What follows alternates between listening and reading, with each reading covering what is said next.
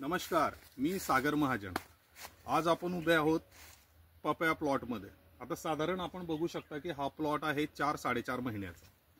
तर पपयामध्ये जो एक प्रॉब्लेम आपल्याला सतत भेडसावत राहतो तो म्हणजे सकिंग पेस्ट, फ्रूट फ्लाय। तर या प्रॉब्लेमला आपण काउंटर करण्यासाठी भरपूर प्रकारचे स्प्रेज वगैरे आपण घेत असतो, पण ते स्प्रे घेत असताना सर्वात मोठा आपल्याला प्रॉब्लेम्स येतो तो म्हणजे कॉस्टिंगचा आणि दुसरा म्हणजे लेबर इंटेन्सिव्ह। तर ह्या प्रॉब्लेमला काउंटर करण्यासाठी मार्केटमध्ये जो एक प्रोडक्ट आहे त्या प्रोडक्टविषयी आपण थोडक्यात बोलणार आहोत।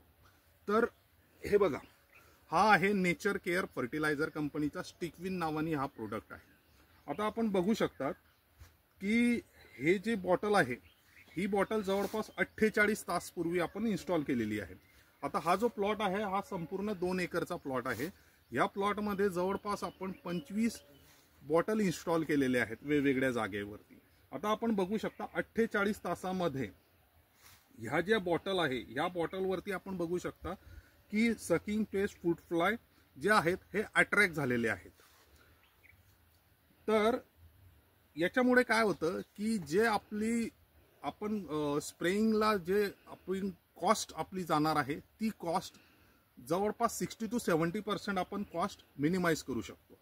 आता याच्यामुळे हा जो स्प्रे आहे ह्या स्प्रे आपण याच्यावरती मारल्यानंतर काय होणार आहे की याचा जो सुगंध आहे, फेरोमेन ट्रॅप म्हणतो आपण, त्याच्यामुळे काय होतं की जी सकिंग पेस्ट म्हणा किंवा फ्रूट फ्लाय आहे त्याच्यावरती येऊन त्याला अट्रॅक्ट होतात आणि हिच्यामध्ये एक ग्लू सारखा एक प्रकार आहे की ज्याच्यावरती त्या अट्रॅक्ट झाल्यानंतर त्या तिथे चिपकल्या जातात, त्याच्यानंतर त्या किल होतात।